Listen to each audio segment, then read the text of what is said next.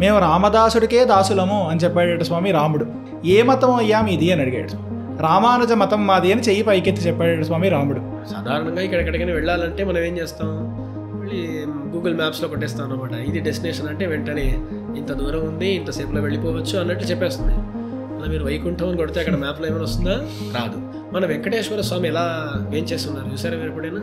ఇగో నా చరణార విందములు ఉన్నాయి, వాటిలో నువ్వు శరణాగతి చేసావంటే ఈ సంసార సాగరం ఉంది కదా, అది నీ జానువు దాకా, నీ మోకాళ్ళ దాకా తగ్గిపోతుంది. అనాది కాలంలో మనము ఆర్జించిన అపరిమిత పాపములను పోగొట్టడానికి సామర్థ్యం మన దగ్గర ఉంటుందా? ఉండదు. ఆ భగవంతుని యొక్క అపరిమిత కరుణ చేత ఈ అపరిమిత సంఖ్యలో ఉండే పాపాలను పోగొడితే కానీ మనమైతే తరించలేము. గతులన్నీ కిలమైన కలియుగమందున గతి ఈతడే, ఈతడే రామానుజులు ఘనగురు దైవము.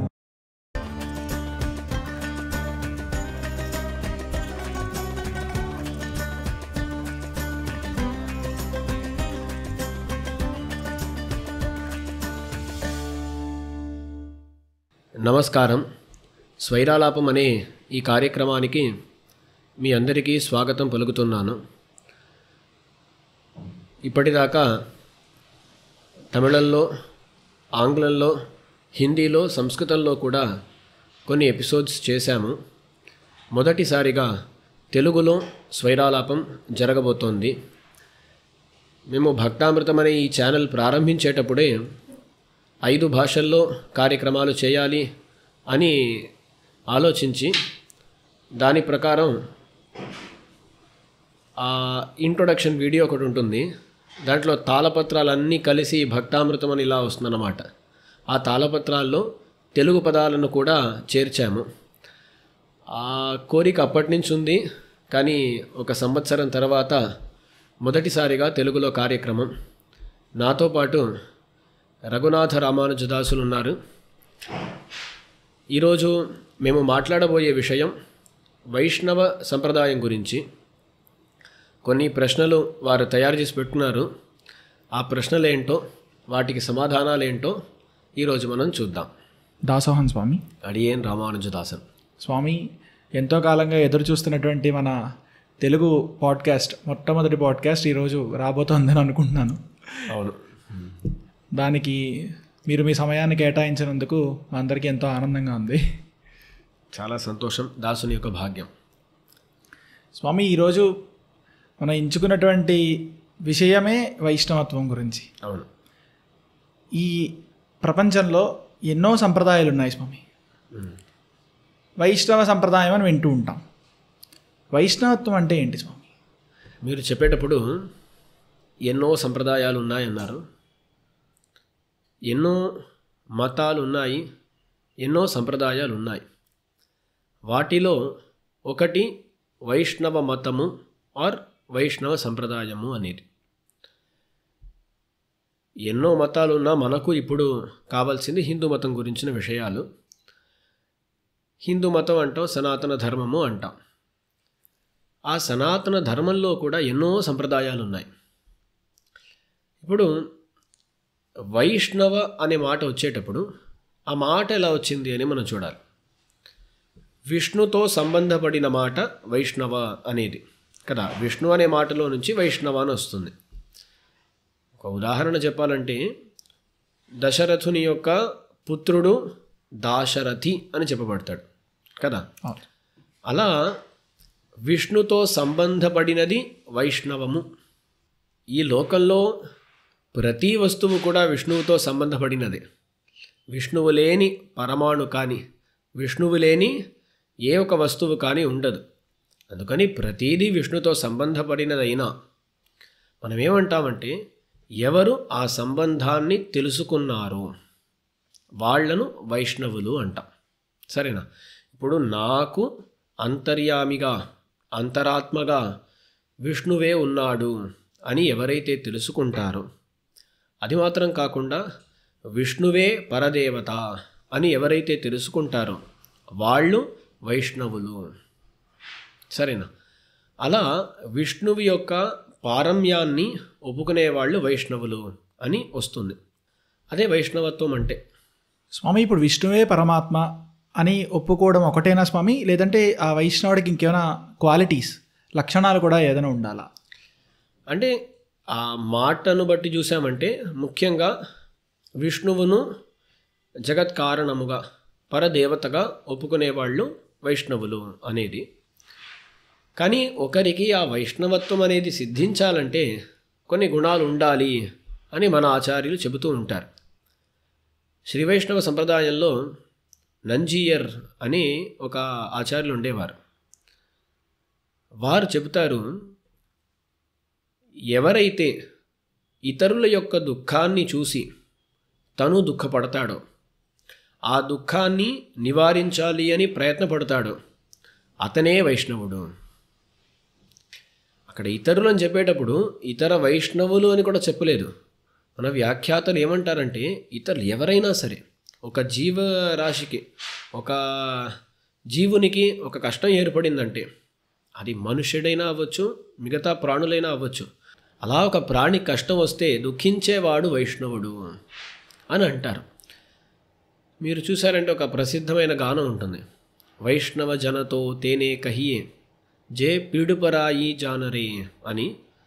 నాకు ఆ భాష సరిగా రాదు, ఇది వింటూ ఉంటాం కదా. అప్పుడు అక్కడ కూడా ఏం చెప్పబడుతోందంటే మిగతా వాళ్ళ యొక్క పీడ అంటే దుఃఖాన్ని చూసి ఎవరైతే సహించుకోలేరో అతనే వైష్ణవుడు, వారే వైష్ణవులు అని. మీరెక్కడ చూసినా సరే వైష్ణవ లక్షణం వచ్చేటప్పుడు మిగతా వాళ్ళ యొక్క దుఃఖాన్ని సహించలేని వారు అనేది వచ్చేస్తుంది. అది మాత్రం కాకుండా ఇంకెన్నో లక్షణాలు ఉన్నాయి. ఎవరైతే విష్ణువుతో సంబంధాన్ని తెలుసుకున్నారో వాళ్ళు ఏమైపోతారు, నిశ్చింతగా బ్రతుకుతూ ఉంటారు. అందుకని వాళ్లకు దుఃఖాలు ఉండవు, దేన్ని అంతగా పట్టించుకోరు, ప్రతి చిన్నదానికి అంతగా దుఃఖపడరు. ఇలాంటి లక్షణాలు ఎన్నో ఉంటాయి. భగవద్గీతలో కూడా తన యొక్క భక్తుల గురించి చెప్పేటప్పుడు కృష్ణుడు చాలా విషయాలు చెప్తాడు. సమదుఃఖ సుఖ, దుఃఖం వచ్చినా సరే సుఖం వచ్చినా సరే ఒకేలాగా ఉంటారు.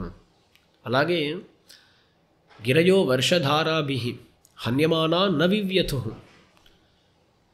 పెద్ద పెద్ద పర్వతాలు ఉంటాయి. పర్వతాల మీద వర్షధార పడేటప్పుడు ఆ పర్వతాలకి ఏమైనా అవుతుందా? ఆ పర్వతాలు అలాగే ఉంటాయి. అలాగే అభిభూయమానా వ్యసనై యథాధోక్షజ చేతసహ అంటారు. ఆ భగవంతుని యందు మనస్సును పెట్టిన వాళ్ళు ఎంత పెద్ద దుఃఖం వచ్చినా సరే, ఆ పర్వతం ఎలాగైతే వర్షధార వల్ల కదల్లేదో అలాగే వీళ్ళ మనస్సు కూడా చంచలత్వాన్ని పొందదు. ఇలా ఎన్నో లక్షణాలు చెబుతూ పోతారన్నమాట. అందుకని ఒక విష్ణువును మాత్రం పరమాత్మగా ఒప్పుకున్నాను, ఏదేదో పనులు చేస్తూ ఉంటాను అంటే అతను వైష్ణవుడు కాదు అని మనం అర్థం చేసుకోవచ్చు. అలాగే ఇంకో విషయం కూడా చెప్పేస్తాను. ఒకచోట భగవంతుడు అనే మాట, శృతి స్మృతిర్ మమైవాజ్ఞ యస్తాముల్లంఘ్య వర్తతే ఆజ్ఞాచ్ఛేది మమ ద్రోహి మద్భక్తోపి న వైష్ణవ. శృతులు స్మృతులు ఇవి నా ఆజ్ఞ, శృతి స్మృతి మమైవ ఆజ్ఞ యస్తాముల్లంఘ్య వర్తతే, ఎవరైతే ఆ శాస్త్రములను ఉల్లంఘించి జీవిస్తాడో అతను ఆజ్ఞాచ్ఛేది, నా ఆజ్ఞను ఛేదించినవాడు, దాన్ని మీరినవాడు. మద్భక్తోపి న వైష్ణవ, అతను నా మీద భక్తి పెట్టుకున్నా సరే వైష్ణవుడు అని ఆ వైష్ణవ సమూహంలో పరిగణించబడతాడా అంటే కాదు అంటాడు. అందుకని ఒక వైష్ణవుడు అంటే విష్ణువు యొక్క పారమ్యాన్ని ఒప్పుకోవటం మాత్రం కాకుండా ఇలా చెప్పినట్లుగా భూతదయ అంటే కారుణ్యం కలిగి ఉండాలి, శాస్త్రములలో విశ్వాసం కలిగి ఉండాలి, వాటికి అనుగుణంగా నడవాలి. ఇలాంటి ఎన్నో లక్షణాలు కూడా వస్తాయన్నమాట. అందుకని చూసారంటే పలు చోట్ల ఇటువంటి వాడే వైష్ణవుడు, ఇటువంటి వాడే వైష్ణవుడు అని చాలా వస్తాయన్నమాట. ఎన్నో ఈ ప్రమాణాలు ఇలా చెబుతూ ఉంటే నాకు కూడా చాలా గుర్తొస్తున్నాయి. ఇలాంటి లక్షణాలు ఎన్నో ఉన్నాయి. మీరు శాస్త్రాలు పురాణాలు ఇలా చెప్పినప్పుడు దాసుడికి ఒక కీర్తన గుర్తొచ్చింది స్వామి. ఇది బహుశా త్యాగరాజస్వామి వారు రచించినటువంటి కీర్తన. దీంట్లో భాగవతాగ్రేసరులకు నారద, ప్రహ్లాద, పరాశర, రామదాసాది అనే ఒక లైన్ ఉంది స్వామి. అయితే ఇక్కడ పరాశరుడి పేరు చెప్పారు, పరాశర మహర్షి పేరు చెప్పారు, తర్వాత ప్రహ్లాదుడి పేరు చెప్పారు. ఇవన్నీ కూడా వారు చెప్పారు స్వామి. వీరందరూ కూడా వైష్ణవులేనా స్వామి? ఇప్పుడు వైష్ణవాచార్యులను అడిగితే ఏమంటారు?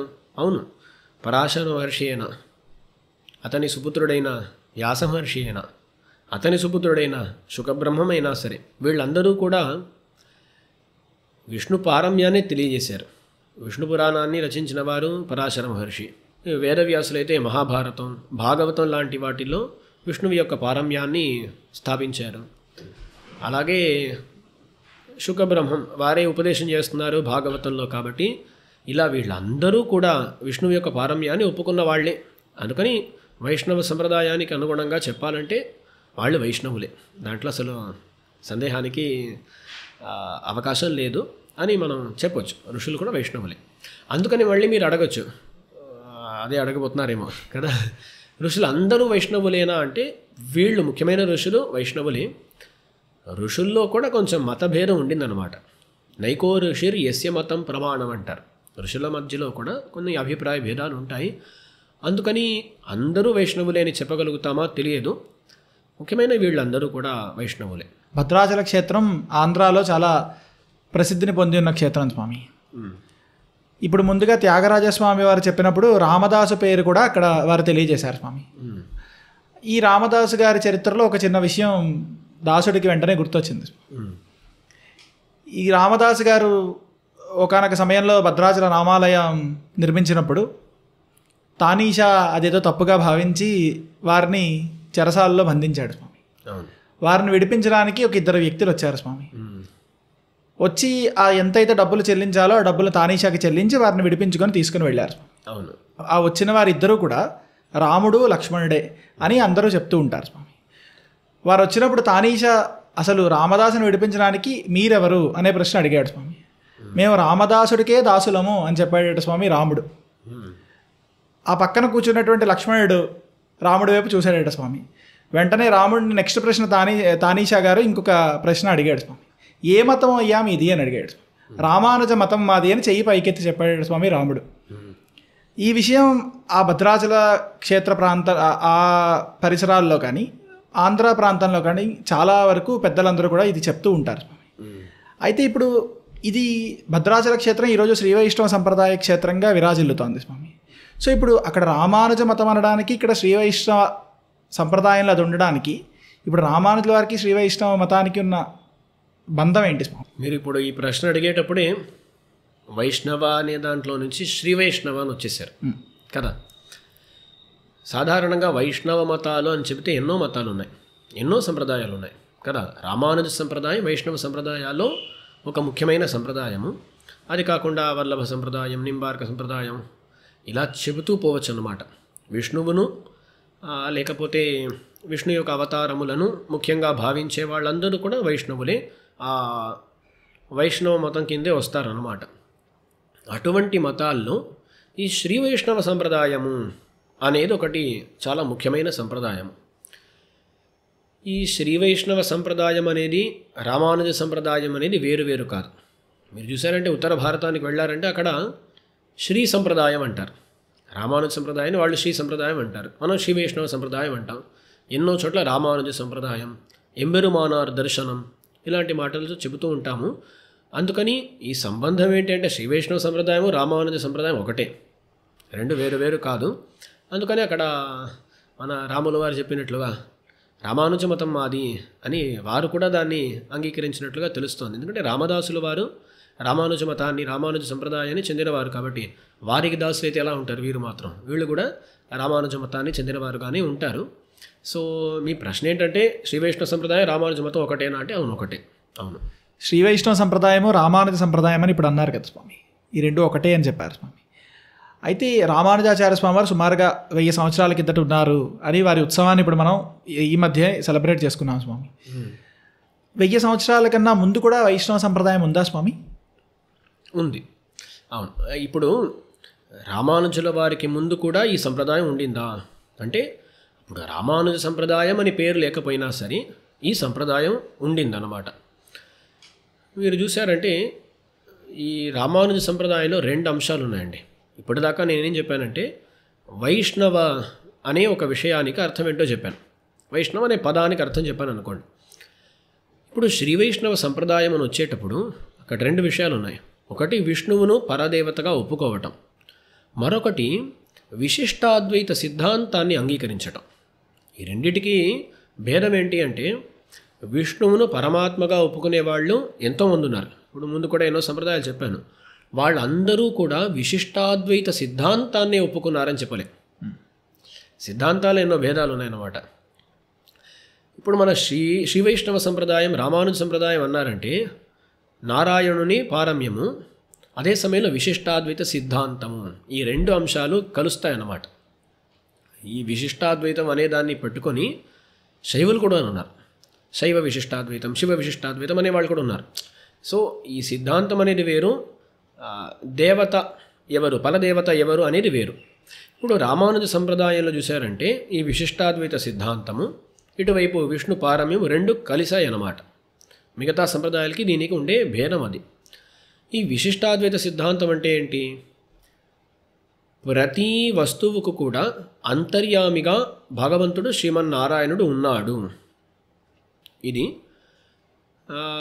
దాంట్లో ఆ భగవంతునికి ఈ చేతనాచేతనములు అంటే జీవాత్మలు ఉన్నారు, వాళ్ళను చేతనులు అంటారు. అది కాకుండా ఈ జ్ఞానం లేని పదార్థాలు ఉన్నాయి చూడండి, ఇవన్నీ కూడా జ్ఞానం లేని పదార్థాలు అంటే మన శరీరంలో నుంచి ప్రారంభించి ప్రతిదీ కూడా జీవాత్మకు మాత్రం జ్ఞానం ఉంటుంది, శరీరానికి ఉండదు. సో ఈ పదార్థాలన్నిటికీ అంతర్యామిగా భగవంతుడు ఉన్నాడు. అందుకని శరీరంతో కూడుకున్నవాడై భగవంతుడు ఉన్నాడు అని చెబితే అది విశిష్టాద్వైతము అని చెప్పబడుతుంది. మనం ముందు కూడా ఇంగ్లీష్లో ఈ విశిష్టాద్వైతం గురించి ఇంకా కొంచెం విస్తృతంగా మాట్లాడాము, అక్కడ చూడవచ్చును. లేకపోతే ఇంకొన్ని ఎపిసోడ్స్లో అది కూడా మనం చేయొచ్చు అన్నమాట. విశిష్టాద్వైతం అంటే ఏంటి అనేది కూడా చేయొచ్చు. ఇప్పుడు ఆ విశిష్టాద్వైత సిద్ధాంతము ఇటువైపు విష్ణుపారమ్యం 2 కలిశాయి రామానుజ సంప్రదాయంలో.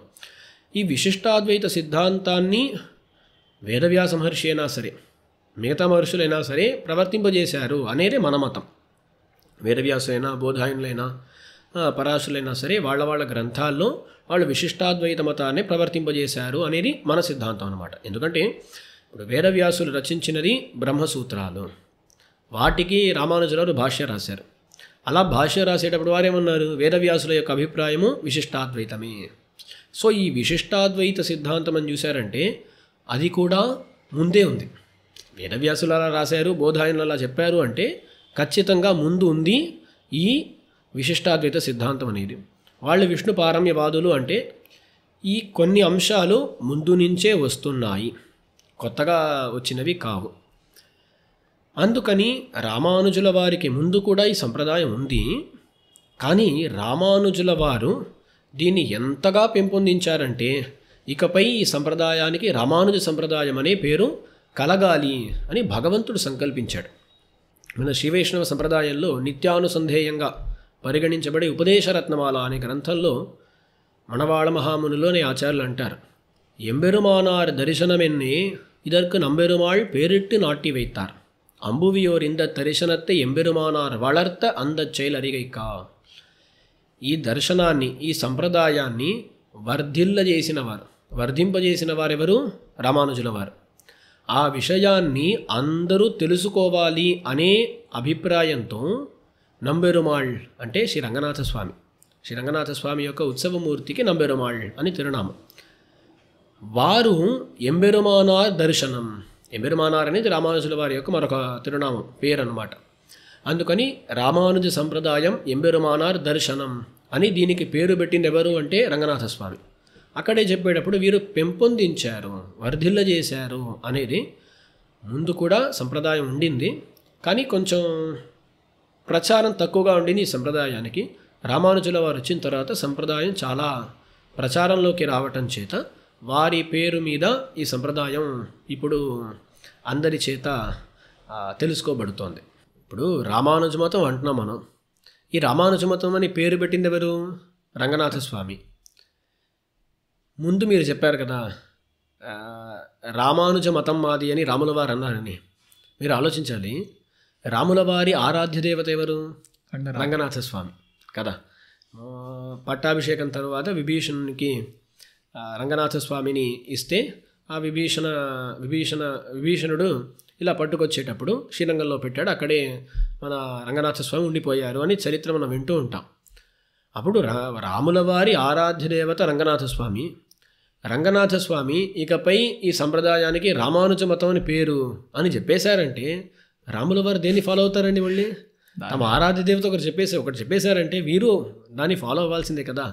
అందుకని వీరు కూడా దాని తర్వాత రామానుజ మతం మాది అని ఒప్పేసుకున్నారు అన్నట్లుగా మనం చెప్పొచ్చు అన్నమాట.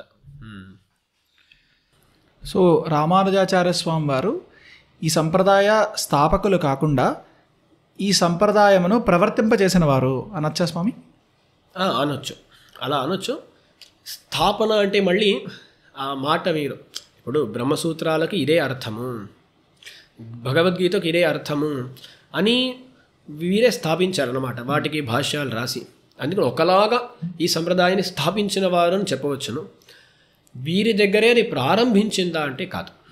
స్వామి, ఇప్పుడు ముందుగా మీరు తెలియజేసినప్పుడు పరాశరాది ఋషులు కూడా వైష్ణవ మతమును ప్రవర్తింపజేశారు అని తెలియజేశారు స్వామి.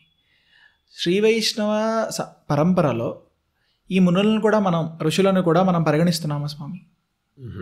లేదు. మరి దానికి కారణం ఏమై ఉంటుంది స్వామి? ముందు నేను చెప్పేటప్పుడు పరాశరాది ఋషులు విశిష్టాద్వైత సిద్ధాంతాన్ని ఒప్పుకున్నారు, విష్ణు పారమ్యాన్ని ఒప్పుకున్నారు అన్నాను. ఇప్పుడు మీరు అడిగేటప్పుడు గురు పరంపరలో వాళ్ళకు ఒక స్థానం ఉందా అన్నట్లు అడుగుతున్నారు. ఇక్కడ ఏంటంటే అప్పుడు నేను చెప్పేటప్పుడు నా అభిప్రాయం ఏంటంటే వాళ్ళు కూడా ఇటువంటి ఆలోచన, ఇటువంటి మతాన్ని కలిగి ఉండారు అనేది మాత్రమే. ఇటువైపు శ్రీ వైష్ణవ గురు పరంపర అని చెబితే ఏ పరంపర అనేది మనము గుర్తుంచుకోవాలి. అంటే ఏ పరంపర అనేది గుర్తుపెట్టుకోవాలి.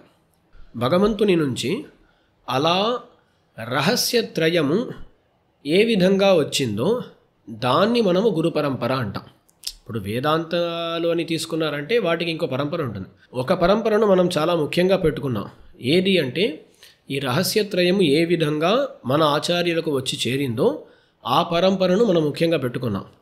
అటువంటి ఆ పరంపరను చూశారంటే అక్కడ భగవంతుడు, లక్ష్మీదేవి, సాధారణంగా సంప్రదాయాన్ని చెప్పేటప్పుడు రంగనాథ స్వామి, రంగనాయక అమ్మవారు, పెరియ పెరుమాళ్, పెరియ విరాట్యార్ అంటాం.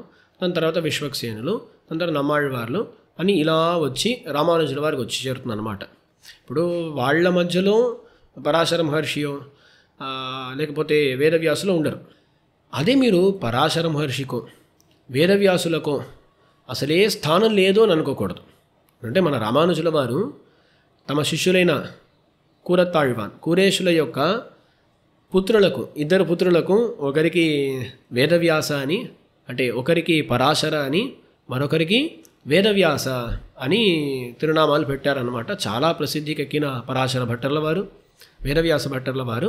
వాళ్ళకు అలా తిరునామం, అలా పేర్లు పెట్టడానికి కారణం ఏంటంటే వాళ్ళంత ఉపకారం చేశారు. అలాగే ఇంకెందరో ఆచార్యులు ఉన్నారు. టంక, ద్రమిడాచార్య, బోధాయన, ఇలాంటి వాళ్ళు ఎంతోమంది ఉన్నారు. అందుకని ముందు కూడా విశిష్టాద్వైత సిద్ధాంతం కానీ ఒకలాగా శ్రీ వైష్ణవ సంప్రదాయం కానీ ఉండింది. వాళ్ళని ఈ పరంపరలో అనుసంధించడం లేదు అంటే దాని కారణం ఇది. మనకు ఎలా ఆ మంత్రం వచ్చి చేరిందో ఆ పరంపరను మనం అనుసంధిస్తున్నాం కాబట్టి వాళ్లకు ఇక్కడ అన్వయం అనేది దొరకలేదు. కానీ అక్కడక్కడ ఎక్కడెక్కడ వాళ్లకు గౌరవం చేయాలో, ఎక్కడ వాళ్లకు నమస్కారం పెట్టాలో అక్కడ పెట్టారనమాట. మీరు చూసారంటే భగవద్బోధాయన కృతామని బోధాయనను స్మరిస్తారు రామానుజుల వారు శ్రీభాష్యంలో. వేదవ్యాస మహర్షికి పారాశర్య వచసుధాం అని అంటారు. అలాగే యామనాచార్యులు స్తోత్రరత్నంలో తస్మై నమో మునివరాయ పరాశరాయ అంటారు. అందుకని వాళ్ళకు కూడా స్థానం ఉంది, గురు పరంపరలో స్థానం లేదు అని చెప్పవచ్చు, అంతే. ఇప్పుడు మీరు చెప్పిన ఈ మాటతో స్వామి, రోజు అందరూ కూడా గురు పరంపరను అనుసంధానం చేస్తూ ఉంటారు స్వామి. చాలామందికి ఈ ప్రశ్న వాళ్ళ యొక్క హృదయంలో రోజు పరిగెడుతూ ఉంటుంది స్వామి, ఎందుకు పరాశర మహర్షిని చెప్పలేదు, వ్యాస మహర్షిని చెప్పలేదు, ఇలా. ఇప్పుడు మీరు చెప్పిన ఈ సమాధానంతో చాలామందికి అటువంటి ఆలోచన ఇప్పుడు దూరం అయ్యి మంచి మార్గంలో వాడు వెళ్తారు స్వామి, ఇంకా మంచి ఆలోచన విధానంతో. స్వామి, తర్వాత రామానుజాచార్య స్వామి వారి పేరు చెప్పిన రంగనాథుడు రామానుజ మతము అని చెప్పాడు కదా స్వామి. ఏ స్వామి, రామానుజాచార్య స్వామి వారికి ముందుండే పరిస్థితి ఏమిటి? వారి పేరు చెప్పి రామానుజ మతముగా ఇది ప్రవర్తింపచేయాలి అని రంగనాథుడు అనుకోవడానికి గల కారణం ఏంటి? అదేంటంటే ఈ సంప్రదాయం ముందు కూడా ఉండింది. మీరు చూసారంటే ఈ పరంపర, ఏ పరంపర గురించి అయితే దాసుడు మాట్లాడాడో అక్కడ ఏంటంటే మన పరంపర ఏంటో కొంచెం నేను వివరంగా చెప్పేస్తాను. మొదట శ్రీమన్నారాయణుడు, రంగనాథ స్వామి అంటాం మనం, పెరిబిరుమాళ్ళు అంటారు. వారి దగ్గర నుంచి లక్ష్మీదేవి, శ్రీ రంగనాయకమ్మ వారు పెరిబిరాట్యారు అంటారు, వారికి వచ్చిందంట. వారి దగ్గర నుంచి అలా విశ్వక్సేనులకు వచ్చిందంట.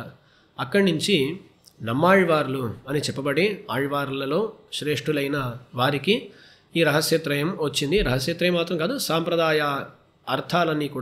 సాంప్రదాయిక అర్థాలన్నీ కూడా వారికి వచ్చి చేరాయి. వారి దగ్గర నుంచి నాథమునులు అనే ఒక స్వామి, తర్వాత పుండరీకాక్షాచార్య స్వామి, రామమిశ్రులు, యామనాచార్యులు, మహాపూర్ణులు, రామానుజుల వారు అని ఇలా ఒక పరంపరను చెబుతామన్నమాట. ఇక్కడ వీళ్ళందరూ ఉండారా అంటే అవును ఉండారు, వీళ్ళందరూ కూడా బాగా ఉండారు. అప్పుడు రామానుజుల వారికి ముందు కూడా ఈ శ్రీవైష్ణవ సంప్రదాయం, ఈరోజు మనం ఎలా శ్రీవైష్ణవ సంప్రదాయాన్ని తెలుసుకుంటామో అటువంటి సంప్రదాయం అప్పుడే వచ్చేసింది అనమాట. సో ఎప్పుడో పరాశర మహర్షి కానీ వేదవ్యాసులు కానీ వాళ్ళు ఈ మతాన్ని కలిగి ఉండారు అని మాత్రం కాకుండా రామానుజుల వారికి జస్ట్ ముందు కూడా వీళ్ళందరూ ఉండారు. అలా ఉన్నప్పుడు కూడా వాళ్ళ పేర్ల మీద ఈ సంప్రదాయం రాకుండా రామానుజుల వారి పేరు మీద సంప్రదాయం రావటానికి కారణం ఏంటి అనేది ఒక ముఖ్యమైన ప్రశ్న. ఇక్కడ ఏంటంటే వారి దాకా అంటే రామానుజుల వారి దాకా సంప్రదాయం ఎలా ఉండింది అంటే ఓరాన్ వడియాయ్ ఉపదేశిత్తార్ మున్నోర్ అంటారు. ఒక ఆచార్యులు ఉన్నారంటే 4-5 శిష్యులు అంతే, వాళ్లకు మాత్రం ఉపదేశించటం అన్నట్లుగా ఈ సంప్రదాయం అలా వచ్చిందన్నమాట. అక్కడ కూడా శిష్యులను అంగీకరించాలంటే పరీక్షలు పెట్టేవాళ్ళు. శ్రద్ధ ఉందా, ఆస్తిక్యం ఉందా, ఖచ్చితంగా ఈ నిష్ఠతో ఉంటాడా అన్నట్లు ఏళ్ల తరబడి నెలల తరబడి వాళ్ళు పరీక్షించి తరువాత ఉపదేశించేవాళ్ళు. అలా వస్తూ ఉండిందన్నమాట. అందుకని రామానుజుల వారికి ముందుండే ఆచార్యులను అనువృత్తి ప్రసన్నాచార్యులు అంటాం. ఎందుకు అంటే ఇది అంత విలువైన అర్థం, అందుకని అందరికీ అలా పంచలేము, అధికారులకు చూసి ఇవ్వాలి అనే అభిప్రాయంతో వాళ్ళు ఉంటారు. రామానుజుల వారు వచ్చేసరికి వారు ఏం చేశారంటే ఎవరైనా సరే ఈ అర్థాన్ని వాళ్ళు తెలుసుకోవాలి, అది మన బాధ్యత అని తమ పరమ కారుణ్యం చేత వారేం చేశారంటే కొన్ని హద్దులు, ఆ హద్దులను మీరారు. వీరు పరీక్షించే స్వీకరించాలి అంటే అక్కర్లేదు, ఎవరికైనా కోరిక ఉంటే ఆశపడుతున్నారంటే వాళ్ళకు ఉపదేశించేద్దాము అని హద్దులను మీరి వారు ప్రచారం చేశారన్నమాట. అప్పుడు అప్పటిదాకా వచ్చిన వాళ్ళు ఆ అర్థముల యొక్క గొప్పతనాన్ని చూసి రక్షిస్తూ వచ్చారు. రామానుజుల వారు వచ్చేసరికి ఏం చేశారంటే మిగతా వాళ్ళ దుఃఖాన్ని చూసి అయ్యో సంసారంలో ఉండే వాళ్ళు ఇంతగా కష్టపడుతున్నారే, వాళ్లకు కూడా ఈ అర్థాలు వచ్చి చేరాయంటే వాళ్ళు కూడా సుఖపడతారే, వాళ్లను ఎలాగైనా ఈ మార్గంలోకి తీసుకురావాలి అనే పరమకారుణ్యంతో వీరేం చేశారు, ఈ హద్దులను మీరారు. వరం అడితార్ అని ఉపదేశరత్నమాలలో ఒక పాశనం వస్తుందన్నమాట. కానీ వీళ్ళందరూ కూడా 4-5 శిష్యులను కలిగి ఉంటే మన రామానుజుల వారి దగ్గరికి వచ్చేసరికి వీరు చాలా విస్తృతంగా ప్రచారం చేశారు. ప్రతి చోట భారతదేశంలో ఎన్నో చోట్లకు వెళ్ళి అక్కడక్కడ సంప్రదాయాన్ని స్థాపించారు. అందుకని చూసారంటే భారతదేశం అంతటా విస్తృతమై ఉంది ఈ సంప్రదాయం. ఇప్పటికి కూడా నేపాళం ఇటువంటి ప్రదేశాల్లో కూడా శ్రీ వైష్ణవులు కనబడుతూ ఉంటారు. రామానుజుల వారి కాలంలో చాలా ప్రచారం జరిగింది. దాని తరువాతన వచ్చిన వారు కూడా, రామానుజుల వారికి తరువాత వచ్చిన వాళ్ళు కూడా ఎంతో ప్రచారం చేశారు. కాబట్టి ఈ వైష్ణవ మతం అనేది ఇంతగా వర్ధిల్లి ఉంది. సో ఇక్కడ ముఖ్యమైన అంశం ఏంటి అంటే రామానుజుల వారికి ఉండిన కారుణ్యం. ఆ కారుణ్యం అంతగా ఉండటం చేత వారు ఏం చేశారంటే ఇలా మీరు ఉండండి, మీరు ప్రచారం చేయటం మనకు ముఖ్యం అని తాము మాత్రం అలా చేయకుండా తమ శిష్యులను కూడా అలా ప్రేరేపించి వాళ్ళందరినీ పలు చోట్ల పంపించేసరికి ఈ మతం చాలా వర్ధిల్లింది. దాన్ని చూసి సంతోషపడి భగవంతుడు రామానుజ సంప్రదాయం అనే పేరు దీనికి రావాల్సిందిగా సంకల్పించాడు. రామానుజాచార్య స్వామి వారు తమ యొక్క శిష్యులని అన్ని చోట్లకి పంపించారు అని ఒక మాట అన్నారు స్వామి మీరు. ఆంధ్రాలో సాధారణంగా తమిళనాడు ప్రాంతంలో ఎన్నో దివ్య దేశాలు ఉన్నాయి స్వామి, ఎందరో శ్రీ వైష్ణవాన్ని ఇక్కడ చూస్తూ ఉంటాం. అదే కాకుండా నేపాల్లోను, ఉత్తర భారతదేశంలోను, అదేవిధంగా ఆంధ్ర ప్రాంతంలో, ముఖ్యంగా ఇప్పుడు మనం తెలుగులో ఈ పాడ్కాస్ట్ చేస్తున్నాం కాబట్టి ఆంధ్ర ప్రాంతంలో కూడా ఎన్నో ఊళ్ళల్లో, ఎన్నో గ్రామాల్లో కూడా శ్రీ వైష్ణవులు ఇప్పటికీ ఉంటున్నారు. వీరంతా అక్కడికి వెళ్ళారు అంటే వీరందరూ ఎప్పుడు వెళ్ళి ఉండొచ్చు, అసలు ఎందుకు వెళ్ళి ఉంటారు? అదేంటంటే రామానుజుల వారు ముఖ్యంగా శ్రీరంగంలో ఉండారు, కానీ అప్పుడప్పుడు మిగతా విదేశాలకు అలా వెళ్తూ వచ్చారన్నమాట. అది మాత్రం కాకుండా తమ శిష్యులను 4 దిక్కులకు కూడా పంపించి అక్కడక్కడ ప్రచారం చేయాలి అని చెప్పారు. రామానుజుల వారి సమయంలో ఆంధ్రప్రదేశంలో నుంచి ఇక్కడ వచ్చిన వాళ్ళు కూడా ఉన్నారు. అంటే అటువంటి ఆ చోట్ల నుంచి ఇక్కడ వచ్చిన వాళ్ళు కూడా ఉన్నారన్నమాట. మన రామానుజుల వారి శిష్యుల్లో అతి ముఖ్యమైన శిష్యుల్లో ఒకరిగా పరిగణించబడేవారు వడుగనంబి అనే స్వామి. ఆంధ్రపూర్ణ అని వారికి తిరునామం. అప్పుడు రామానుజుల వారి వైభవాన్ని తెలుసుకుని అక్కడి నుంచి వచ్చిన వాళ్ళు కూడా ఉంటారు. మీరు చూసారంటే తరువాత రామానుజుల వారి తరువాత వచ్చిన మనవాళ మహాములు ఏమంటారంటే ఆ ఆంధ్రపూర్ణుల యొక్క నిష్ఠ నాకు రావాలి అని ప్రార్థిస్తారు. ఎందుకంటే ఆచార్య భక్తికి ఒక ఉదాహరణ చెప్పాలంటే ఆంధ్రపూర్ణులే. అందుకని రామానుజుల వారి వైభవాన్ని చూసి అక్కడి నుంచి వచ్చిన వాళ్ళు ఉన్నారు. అది మాత్రం కాకుండా రామానుజుల వారి చేత పంపింపబడి అక్కడక్కడ ప్రచారాలు చేయటం కోసం పలు ప్రాంతాల్లో నివసించిన వాళ్ళు ఉన్నారు. అందుకని కర్ణాటక ప్రదేశమైనా సరే, ఆంధ్రప్రదేశమైనా సరే, దాని తర్వాత ఇంకా ఉత్తర భారతంలో కూడా ఎన్నో మఠాలు అవి ఇవి ఉన్నాయన్నమాట. కానీ ఏమైనా సరే ఆ సామీప్యం రామానుజుల వారు ఉండిన ప్రదేశానికి చాలా దగ్గర ఉండేది మన ఆంధ్ర, ఇప్పుడు తెలంగాణ ప్రాంతాలు, ఇవన్నీ కొంచెం దగ్గర ఉండటం చేత అక్కడ కూడా చాలా ప్రచారం అనేది జరిగింది. అందుకని ఇప్పుడు కూడా ఎన్నో గ్రామాల్లో ఎంతోమంది ఉన్నారు. ఇక్కడ మన ఇద్దరం మాట్లాడుతున్నాం, మనం మాత్రం వెళ్ళి అక్కడ వాళ్ళమే కదా. సో ఇప్పుడు దాసుడిని మీ ఊరేంటి, సొంత ఊరేంటి అని అడిగితే అడిగొప్పుల అంటాం. అడిగొప్పుల అగ్రహారం ఒకటి, గుంటూరు జిల్లా. మీరంటే సింహాచలం అంటారు. సింహాచలమేనా? సీతానగరం అని ఒక అగ్రహారం స్వామి, అక్కడి నుంచి అమ్మగారు సింహాచలం, రెండూ నావే. అలా. సో ఇప్పుడు ఇటువైపు నుంచి అక్కడికి తరలి వచ్చిన వాళ్ళు ఎంతోమంది ఉన్నారు. మాకు తెలిసి మా కుటుంబస్తులైతే ఒక 15 తరాలుగా అక్కడే ఉన్నారన్నమాట ఆంధ్ర ప్రాంతాల్లో. దాసుడే మళ్ళీ ఇక్కడ శ్రీరంగానికి వచ్చాను. సో అలా చూసారంటే ఇలా చాలామంది అక్కడికి వెళ్ళటం, అక్కడ ప్రవర్తింపజేయటం, ఇలాంటి కార్యాలు జరుగుతూ ఉండటం చేత తెలుగు ప్రాంతాల్లో కూడా ఎంతోమంది శ్రీ వైష్ణవులు ఇంకా ఉన్నారు. అక్కడ ఎంతోమంది పెద్దలు ఇంకా కూడా శ్రీ వైష్ణవ ప్రచారాన్ని గావిస్తూ ఉన్నారన్నమాట. స్వామి, తెలుగు రాష్ట్రాల్లో మన సంప్రదాయానికి చెందిన వాళ్ళు చాలామంది ఉంటున్నారు అని ఇప్పుడు మీరు అన్నారు స్వామి, మనం అనుకుంటున్నాం. ఇప్పుడు అక్కడ ఆ ప్రాంతంలో ఉంటున్నటువంటి ఈ శ్రీ వైష్ణవులందరూ కూడా చేయవలసిన పని ఏమిటి స్వామి? అది ఏ ప్రాంతంలో ఉండేవారైనా సరే, తెలుగు రాష్ట్రాల్లో ఉండేవారైనా సరే, తమిళనాడులో ఉండేవారైనా సరే, కర్ణాటకలో ఉండేవారైనా సరే, ఉత్తరప్రదేశ్లో ఉన్నా సరే, ఎక్కడి వారైనా సరే సంప్రదాయం అంటే ఏంటి అని తెలుసుకోవాలి. సంప్రదాయం అంటూ ఉన్నాం. నేను సంప్రదాయం అంటున్నాను, సాధారణంగా తెలుగులో సాంప్రదాయం అంటారు, సంస్కృతంలో సంప్రదాయ అంటారు. అందుకని ఆ రీతిలో సంప్రదాయం అని అంటున్నాను. ఇప్పుడు ఒక సంప్రదాయం అంటే ఏంటి, ఆ మాటకు అర్థం ఏంటో తెలుసుకోవాలి. దీయతే ఇది దాయ అంటారు. ఏది ఇవ్వబడుతుందో అది దాయము. ఎన్నో ఇవ్వబడతాయి, దాంట్లో ఉత్కృష్టంగా ఉండేదేదో దాన్ని సంప్రదాయము అంటారు. ఇంకా చాలా వివరించవచ్చును, కానీ మన పెద్దలు వాళ్ళు మనకు దేన్ని ఇచ్చారో దాన్ని సంప్రదాయము అంటాం. సరే, అప్పుడు శ్రీ వైష్ణవ సంప్రదాయం అంటే వైష్ణవ ఆచార్యులు మనకు ఏవి ఇచ్చారు ఆ విషయాన్ని మనం మొదట తెలుసుకోవాలి. సరేనా? అప్పుడు వైష్ణవ ఆచార్యులు ఏమి ఇచ్చారు అంటే ఎలా ఆచరించాలి అనే జ్ఞానాన్ని ఇచ్చారు, మన మనస్తత్వం ఎలా ఉండాలి అని వాళ్ళు తెలియజేశారు, వాళ్ళు మంత్రాలు వాటికి అర్థాలు తెలియజేశారు. ఇప్పుడు ఆ విషయాలన్నిటినీ తెలుసుకోవటం, వాటిని ఆచరించటం, ఇదే చేయాలన్నమాట. సో ఎక్కడ ఉండేవారైనా సరే, తెలుగు రాష్ట్రాలైనా సరే, ఎక్కడ ఉండేవాడైనా సరే ఇదే చేయాలి. శ్రీ వైష్ణవులు తెలుసుకోవాలి అని మీరు ఒక మాట అన్నారు స్వామి. ఏం తెలుసుకోవాలి స్వామి శ్రీ వైష్ణవులు? అదే చెప్పాను కదా, ఇప్పుడు ఆచార్యులు ఏం చెప్పారు. ఇప్పుడు రామానుజుల వారు ఉన్నారు, రామానుజుల వారి తర్వాత వచ్చిన ఎంతో మంది మహనీయులు ఉన్నారు. వాళ్ళు ఏం తెలియజేశారు, వాళ్ళ గ్రంథాలు ఏంటి, వాళ్ళ గ్రంథాల్లో ఉండే ముఖ్యమైన విషయాలు ఏంటి, ఎందుకంటే వాళ్ళందరూ గ్రంథాలు రచించింది ఎందుకు? మన కోసమే. మన కోసమే వాళ్ళు గ్రంథాలు రచించి ఇలా ఇలా బతకాలి, ఇటువంటి మనస్తత్వంతో ఉండాలి అని వాళ్ళు చెప్పారు. సో వాళ్ళు ఏం చెప్పారో దాన్ని మనం తెలుసుకోవాలి, దానికి తగినట్లు ఆచరించాలి. స్వామి, మా కోసం తక్కువ సమయంలో అర్థమయ్యేలాగా చిన్నగా అసలు ఏం తెలుసుకోవాలో ఒకసారి తెలియజేయగలరా స్వామి? ఏం తెలుసుకోవాలి అంటే అది పెద్ద ప్రశ్న. ఎన్నో గ్రంథాల్లో ఎన్నో విషయాలు ఉన్నాయి. కానీ మీరు అడిగినట్లుగా సంగ్రహంగా చెప్పాలి అంటే ఒకలాగా చెబుతాను.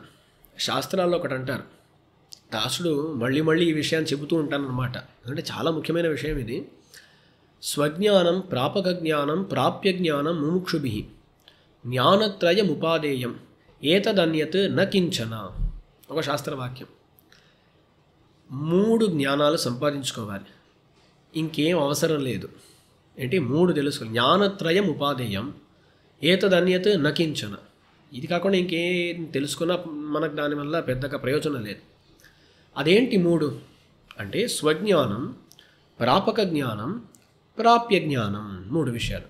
స్వజ్ఞానం అంటే ఏంటి? నేను ఎవరిని తెలుసుకోవాలి. ప్రాపక జ్ఞానం, ప్రాప్య జ్ఞానం. ప్రాప్య జ్ఞానము అంటే నేను దేన్ని పొందాలి అది తెలుసుకోవాలి. ఇప్పుడు నేనెవరిని, నేను దేన్ని పొందాలి, ఈ 2 తెలుసుకున్నామంటే అప్పుడేమవుతుంది? ఏదో ఒక దాన్ని పొందాలి కదా. ఎలా పొందాలి? దానికేదో మార్గం ఉంటుంది, ఏదో సాధనాలు ఉంటాయి. ఆ సాధనం ఏంటి, ఆ మార్గం ఏంటి అనే ఒక ప్రశ్న వస్తుంది. అప్పుడు దానికైనా జవాబు ఈ 3 విషయాలు. సో నేనెవరిని, నేను పొందవలసిన గమ్యం ఏంటి, లక్ష్యం ఏంటి, దానికైనా సాధనం ఏంటి, ఈ 3 విషయాలు తెలుసుకున్నాడంటే అయిపోయింది. ఇది సంప్రదాయస్తులకే కాదు, జీవితంలో అయినా సరే మీరు ఆలోచించండి. మొదట నేనెవరిని అని తెలుసుకోవాలి. ఇప్పుడు ఉదాహరణ చెప్పాలంటే, ముందు కూడా భక్తామృతం తమిళంలో ఒక వీడియో పెట్టాము మేము. ఒక అతను ఉన్నాడు, బాలుడు ఉన్నాడు. నువ్వేమవ్వాలనుకుంటున్నావురా అని అడిగితే క్రికెటర్ అంటాడు. నా చిన్న వయసులో అయితే స్కూల్లో చదివేటప్పుడు ఎవరిని అడిగినా క్రికెటర్ అంటారు, లేకపోతే ఆస్ట్రోనాట్ అంటారు, స్పేస్లోకి వెళ్ళిపోవాలి అనేవాళ్ళు. చివరికి ఎవరు అవ్వలేదనుకోండి, కానీ చెప్పే సమయంలో అలా అంటారు. ఇప్పుడు ఏంటంటే మొదట నేనెవరిని అని అది గుర్తించాలి. అక్కడ ఒకడు నేను క్రికెటర్ అవ్వాలనుకున్నాడు అనుకోండి, అదే నా యొక్క ఐడెంటిటీ. నా ఐడెంటిటీ ఏంటి అంటే క్రికెటర్ అని వాడు నిర్ణయించుకున్నాడంటే దాని తర్వాత ఏం చేస్తాడు? నేను క్రికెటర్ అయితే ఒక గోల్ పెట్టుకోవాలి, ఒక లక్ష్యం ఉండాలి. ఏమనుకుంటాడు? సరే నేను వరల్డ్ కప్లో ఆడాలి, ఏదో ఇండియన్ నేషనల్ క్రికెట్ టీంలో ఆడాలి, ఏదో అనుకుంటాడు. అది లక్ష్యం అయిపోయింది. ఇప్పుడు ఆ లక్ష్యం ఎలా ఉంటుందంటే నేను ఎవరిని, దానికి తగినట్లుగానే లక్ష్యం అనేది నిర్ణయించబడుతోంది. నేను ఒక క్రికెటర్ అని ఆ దాంట్లో ప్యాషన్ కలిగిన వాడిని అని అనుకుంటే దానికి తగినట్లు ఒక గోల్, లక్ష్యం డిసైడ్ అవుతుందన్నమాట. అది అయిపోయింది. ఇలా కలలు కంటూ ఉంటే నేను చెప్పాను కదా, ఎవరు క్రికెటర్ అవ్వలేదు చివరికి, అలా అయిపోతుంది అనమాట. దానికైనా సాధనం ఏంటి? అప్పుడు దానికైనా అభ్యాసాలు చేయాలి, ఎక్కడ చేరాలి అక్కడ చేరాలి, ఎప్పుడు ఏం చేయాలో అవన్నీ చేయాలి, కసరత్తులు చేయాలి. ఇవన్నీ కూడా సాధనం. సో ఏం తీసుకున్నా సరే మొదట నేనెవరిని, నా లక్ష్యం ఏంటి, దానికైనా సాధనం ఏంటి అని తెలుసుకోవాలి. అలాగే శ్రీవైష్ణవ సంప్రదాయంలో నేను ఎవరిని, ఇప్పుడు శ్రీవైష్ణవ సంప్రదాయం కానీ సనాతన ధర్మం కానీ చెప్పేది ఏంటి మొదట తెలుసుకోవాలి. అది తెలుసుకున్నామంటే దానికైనా లక్ష్యం ఏంటి అనే ఒక ఆలోచన వస్తుంది, అదేంటో తెలుసుకోవాలి. దాని తర్వాత దానికైనా సాధనం ఏంటి అని తెలుసుకోవాలి. దీన్ని సంగ్రహంగా చెప్పాలంటే నువ్వెవరివి అని అడిగితే ఈ దేహము కన్నా వేరుపడిన వాడిని. ఎందుకంటే మన సనాతన ధర్మంలో ఏమంటాం మనం, ఒక ఆత్మ, జీవాత్మ ఉంటుంది. ఆ జీవాత్మ ఎన్నో శరీరములను పరిగ్రహిస్తుంది, తీసుకుంటుంది అంటాం. సో ఇప్పుడు దాసుడు నేను ఇప్పుడు ఒక మనుష్య శరీరాన్ని స్వీకరించున్నాను. ఇంతకుముందు మనుషుడై ఉంటానా అంటే తెలియదు. మనుష్యుడిగా ఉండుండొచ్చు, ఇంకేదో ప్రాణిగా ఉండుండొచ్చు, ఇంకేదో లోకాల్లో ఉండుండొచ్చు, ఏమైనా అయి ఉండొచ్చు అనమాట.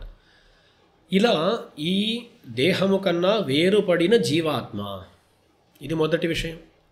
సరే, జీవాత్మ యొక్క స్వభావం ఏంటి, ఆ జీవాత్మ ఎందుకోసం ఉన్నాడు, వాడి గమ్యం ఏంటి అంటే ఆ జీవాత్మ అనేవాడు భగవంతునికి దాసుడు.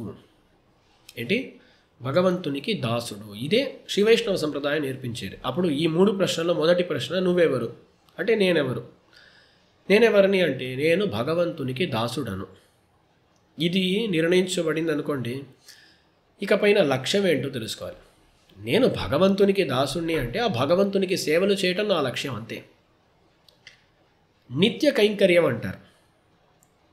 నా ఇప్పుడు కొంతమంది ఉంటారు, నాకు భగవంతుడి నుంచి ఈ ఫలం కావాలి అలా అనుకునే వాళ్ళు ఏం చేస్తారు, కొంతసేపు సేవలు చేసి భగవంతుడు ఆ ఫలం ఇవ్వయ్యా అని ఆ ఫలం తీసుకుని వెళ్ళిపోతారు. వాళ్ళ లక్ష్యం ఏంటి, ఫలం. కానీ మనం అలా కాదు.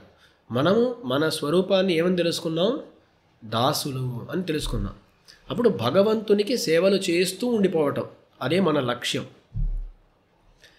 ఆ లక్ష్యం ఎక్కడ చేకూరుతుంది, ఆ లక్ష్యం ఎక్కడ సంభవిస్తుంది అంటే మోక్షానికి వెళ్తేనే సంభవిస్తుంది అని అంటాం మనం. సో ఆ భగవంతుని కోసం కైంకర్యములు సేవలు చేయటానికి మోక్షానికి వెళ్ళాలి అని ఈ నిర్ణయం వచ్చేసింది అనుకోండి. నేను దాసుడను, నేను మోక్షానికి వెళ్ళి భగవంతునికి సేవలు చేయాలి లక్ష్యం. ఇప్పుడు దానికి సాధనం ఏంటి, దానికి ఉపాయం ఏంటి? ఏదో మోక్షం అంటాం, పరమపదం అంటాం, వైకుంఠం అంటాం. ఆ వైకుంఠానికి వెళ్ళే మార్గం ఎక్కడ తెలుస్తుంది? ఇప్పుడు సాధారణంగా ఎక్కడికైనా వెళ్ళాలంటే మనం ఏం చేస్తాం, వెళ్ళి గూగుల్ మ్యాప్స్లో కొట్టేస్తాం అనమాట. ఇది డెస్టినేషన్ అంటే వెంటనే ఇంత దూరం ఉంది, ఇంతసేపులో వెళ్ళిపోవచ్చు అన్నట్టు చెప్పేస్తుంది. అలా మీరు వైకుంఠం అని కొడితే అక్కడ మ్యాప్లో ఏమైనా వస్తుందా? రాదు. మరి మార్గం ఏంటో తెలుసుకోవాలి. కానీ అప్పుడు శాస్త్రాలు ఏ మార్గాన్ని చెబుతున్నాయి అని చూసి, శ్రీ వైష్ణవ సంప్రదాయంలో మనం ఏమంటామంటే శరణాగతి మాత్రమే మార్గము. ఆ భగవంతుని శ్రీచరణారవిందాలను గట్టిగా పట్టుకొనుట అదే ఈ సంసారంలో నుంచి మోక్షానికి వెళ్ళటానికైన మార్గము అని అంటాం. ఇప్పుడు నిర్ణయం వచ్చేసిందా, నేను దాసుడను, నేను పొందవలసినది నిత్య కైంకర్యమును, దానికైన సాధనము శరణాగతి. మన తెలుగు రాష్ట్రాలు అంటే వెంకటేశ్వర స్వామి. వెంకటేశ్వర స్వామి లేకుండా తెలుగు రాష్ట్రాలు లేవు. మన వెంకటేశ్వర స్వామి ఎలా వేంచేస్తున్నారు చూసారా మీరు ఎప్పుడైనా? వారి యొక్క కుడి చెయ్యి ఎలా ఉంటుంది, ఇలా పెట్టుకొని ఉంటారు. తమ పాదార విందాలను చూపిస్తున్నారన్నమాట. ఇంకో చెయ్యి ఏం చేశారు అంటే తమ మోకాల దగ్గర ఉంటుందన్నమాట.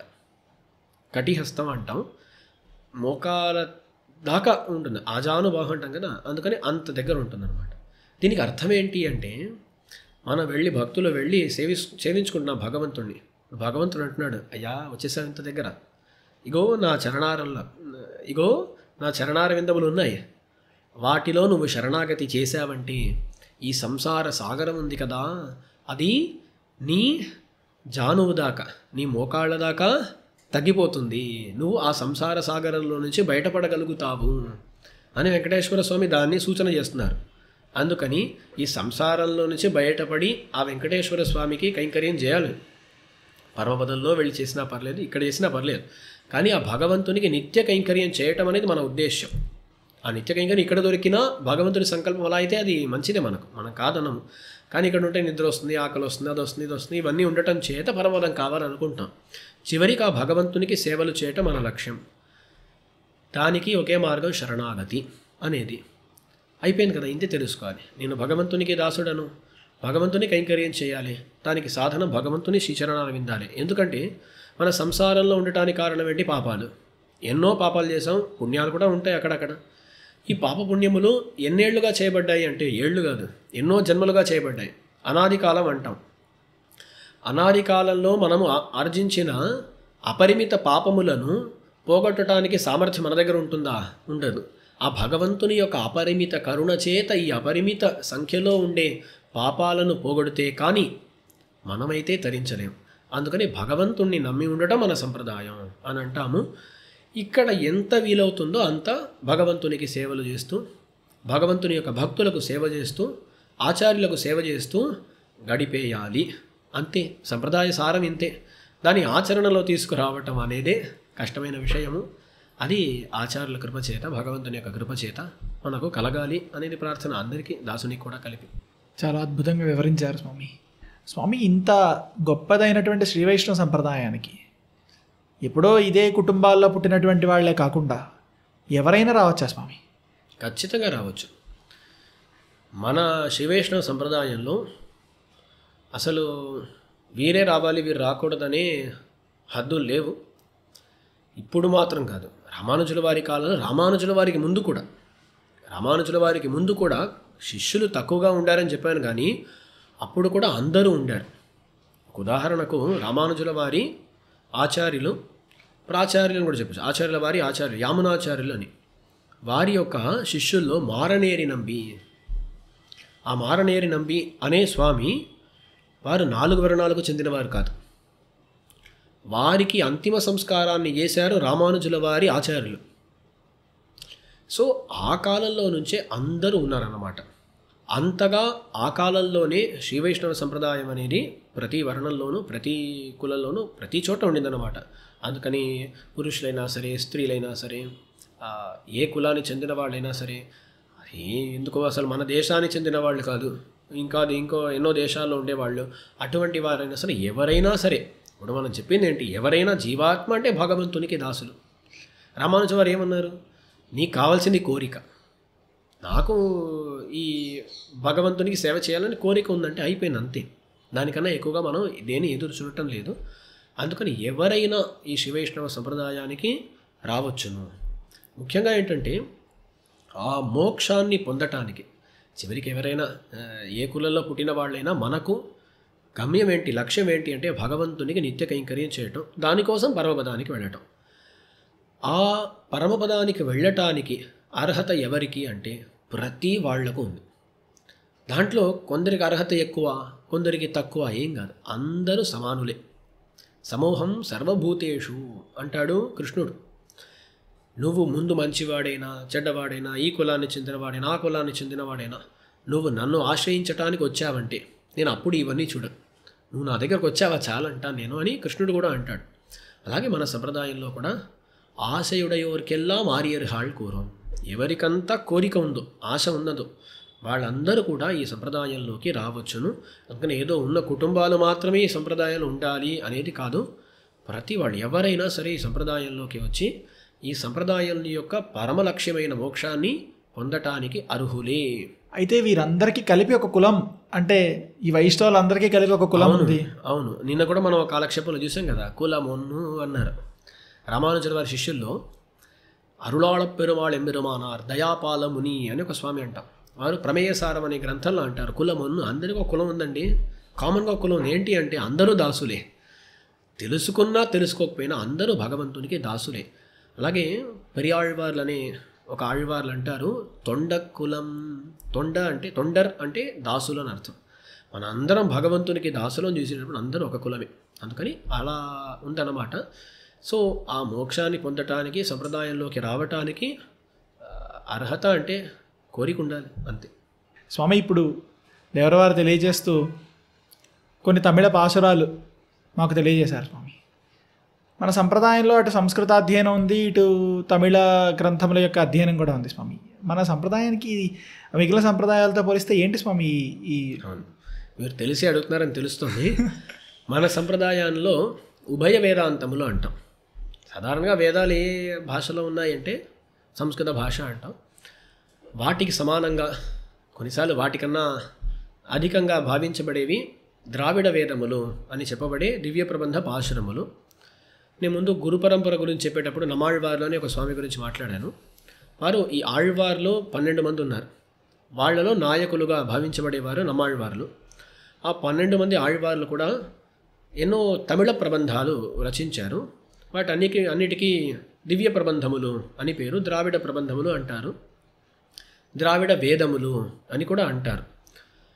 మన సంప్రదాయంలో ఎలాగైతే సంస్కృత వేదాంతములకు ముఖ్యతో అదే ముఖ్యత ఈ ప్రబంధములకు కూడా ఇవ్వబడుతుంది. అందుకని మన సంప్రదాయం చూసారంటే చాలామంది ఊవే అని పెట్టుకుంటారు. దానికి అర్థం ఏంటి అంటే ఉభయ వేదాంత ప్రవర్తకాచార్య అని పేరు. సంస్కృత వేదాంతము, ద్రవిడ వేదాంతము రెండిటినీ కలిపి ప్రవర్తింపజేసేవాళ్ళు. సో రామానుజుల వారు, వారికి ముందుండే ఆచార్యులు, తర్వాత వచ్చిన ఆచార్యులు, వీళ్ళందరూ కూడా సంస్కృత వేదాంత ప్రచారంతో పాటు ఈ ద్రావిడ వేదాంత ప్రచారం కూడా గావించారు. అందుకని మన సంప్రదాయాలు ఈ రెండు ఉన్నాయి కాబట్టి రెండిటికి ఒక సమానమైన ముఖ్యత ఇవ్వబడుతుంది. అందుకని తమిళ పదాలు, తమిళ పాశురాల్లో వస్తూ ఉంటాయి. దాంట్లో ఏంటంటే తెలుగు వాళ్లకు ఒక సౌకర్యం ఏంటంటే ఎన్నో పదాలు మనకు పరిచితంగానే ఉంటాయి. రాసుడు అక్కడి నుంచే ఇక్కడ వచ్చాను, కానీ మా ఇంట్లో మాతృభాష అని అడిగితే తమిళమే, ముందు నుంచే తమిళం మాట్లాడుతున్నాము.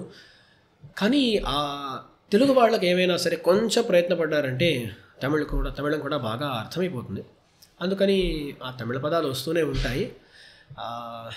అదే విషయం. అందుకని మన సంప్రదాయంలో వైలక్షణ్యం అంటే ఇది, ఈ ద్రావిడ వేదాలకు సంస్కృత వేదాలకు ప్రాధాన్యం ఇవ్వటం అనేది. మిగతా సంప్రదాయాల్లో అది మనకు కనబడదు.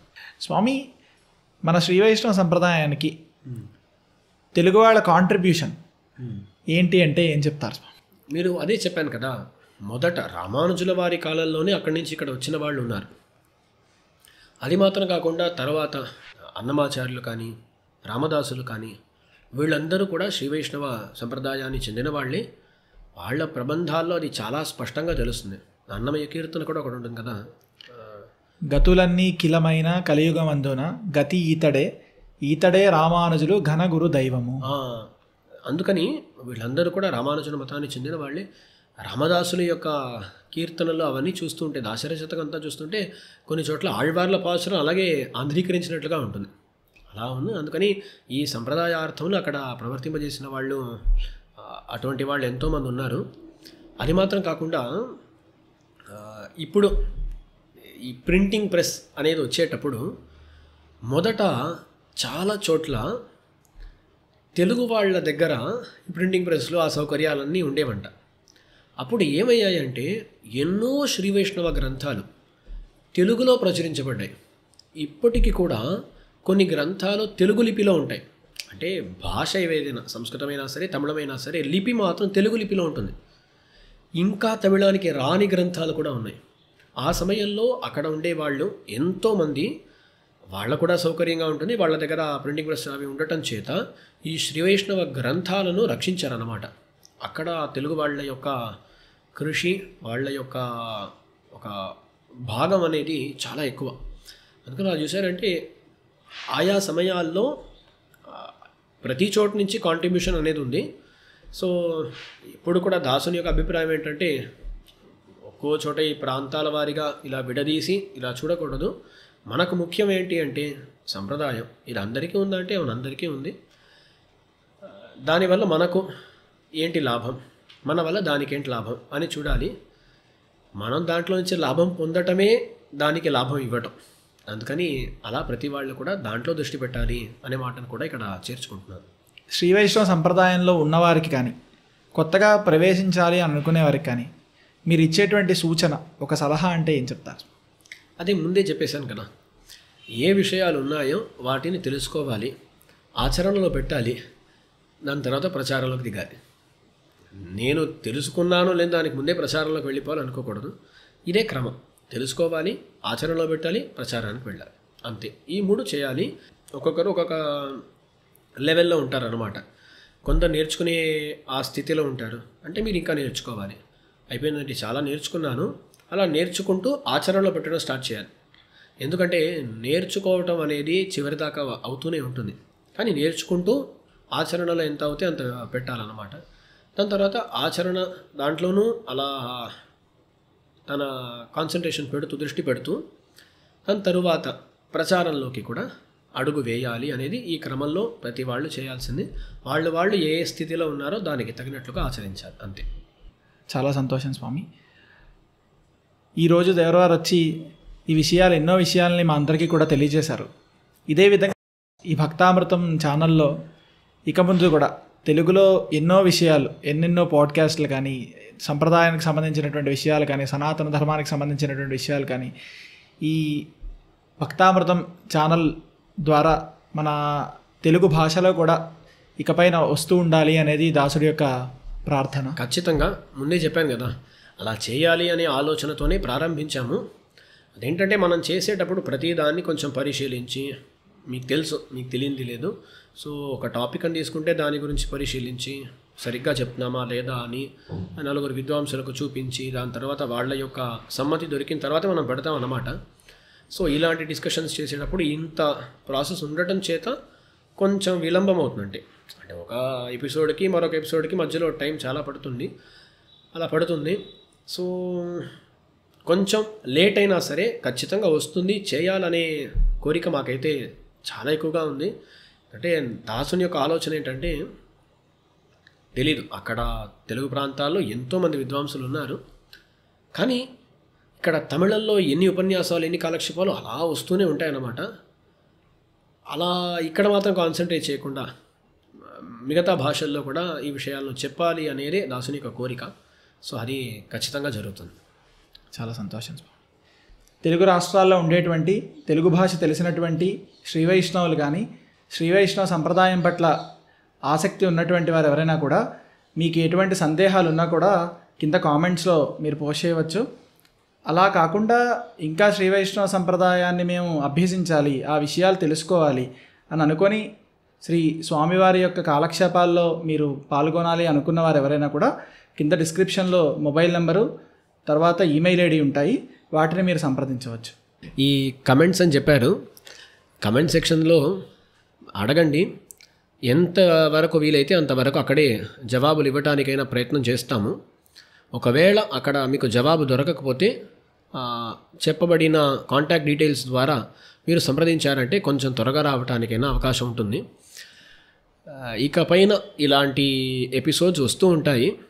అందుకని మీకు ఎటువంటి ఎపిసోడ్ చేస్తే బాగుంటుంది అని ఒక ఐడియా ఉండవచ్చు. దాన్ని కూడా మీరు కమెంట్ సెక్షన్స్లో పెట్టారంటే దానికి తగినట్లుగా మేము కూడా ఇకపై ఎలా చేయాలి అని నిర్ణయించుకుంటాము. సో మీరు ఖచ్చితంగా ఎదురు చూస్తూ ఉండండి, తెలుగులో వస్తూనే ఉంటాయి.